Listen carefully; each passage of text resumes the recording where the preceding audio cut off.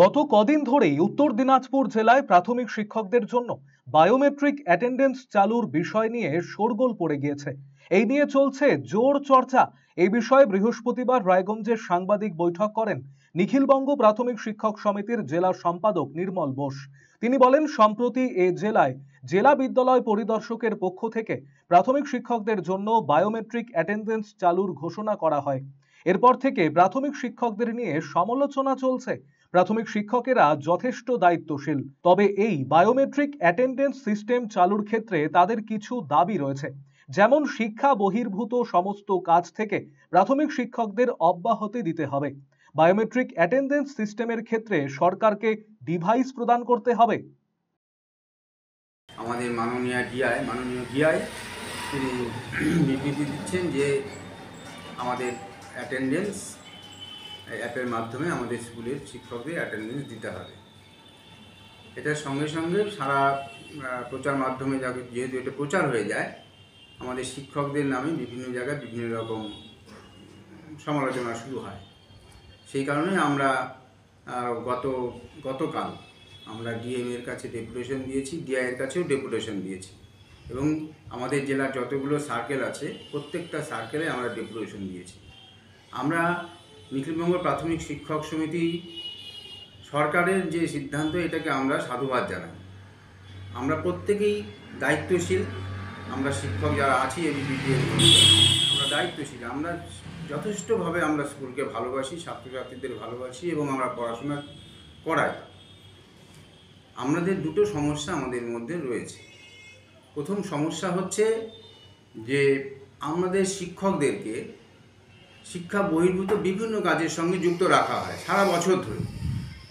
তার মধ্যে প্রথম হচ্ছে একটা মিড ডে মিল। এই মিড ডে মিল সংক্রান্ত বিষয় নিয়ে প্রধান শিক্ষকরা বা টিআইসি যারা আছেন তারা ব্যস্ত থাকেন, বিভিন্ন সময় বিভিন্ন কাজে বাইরে যেতে হয়। এসআই অফিসে মাঝে মধ্যেই ডেকে পাঠাচ্ছেন বিনা কারণে।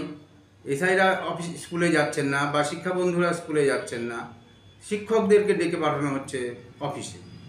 সেই ক্ষেত্রে আমাদের এই অ্যাপসের ক্ষেত্রে আমাদের সমস্যা। ভোটার লিস্টের কাজের সময় শিক্ষকদেরকে 1 মাস, 1.5 মাস, 2 মাস ধরে অন্যত্র পাঠিয়ে দেওয়া হয় তাদের কাজ করবার জন্য। স্কুলগুলো ফাঁকা থাকে, তাদের অ্যাটেন্ডেন্সের ক্ষেত্রে এই সমস্যা থাকে। বিএলও ডিউটি সারা বছর ধরে বিএলও ডিউটি চলছে, শিক্ষকদের এই সমস্যাগুলো রয়েছে। এই কারণে আমরা বলছি, শিক্ষা বহির্ভূত সমস্ত কাজের থেকে আগে শিক্ষকদেরকে অব্যাহতি দেওয়া হোক, তারপরে সরকার যে অ্যাপসের বিষয়টা বলেছে আমরা সেটাকে গ্রহণ করছি। দ্বিতীয়ত হচ্ছে যে আমরা শিক্ষকরা আমাদের মোবাইল থেকে আমরা এই অ্যাটেন্ডেন্সটা দিতে যাব না। কারণ আমাদের স্কুল সংক্রান্ত যে তথ্যগুলো থাকবে সেটা আমরা চাই সরকার আমাদেরকে ডিভাইস প্রোভাইড করুক, সেটার মধ্যেই সমস্ত স্কুলের তথ্যগুলো থাকুক, আমাদের সমস্ত শিক্ষকরা সেখান থেকেই অ্যাটেন্ডেন্সটা দেবে এবং আমরা সরকারের পাশে থাকব। পর্ষদ থেকে আমাদেরকে নির্দেশ দেওয়া হোক, পর্ষদের অর্ডার আমাদের কাছে যদি আসে তাহলে পরে আমরা এই বিষয়টা নিয়ে ভাবব। হঠাৎ করে একজন ডিএম বা এডিএম বা ডিআই জিও নম্বর ছাড়া একটা মোবাইলে একটা নির্দেশ দিলে আর সমস্ত শিক্ষকরা সেখানে তাদের অ্যাটেন্ডেন্স তাদের কথা মতন দিয়ে দেবে, এটাকে আমরা মানতে পারছি না। আমরা এটার বিরোধিতা করছি।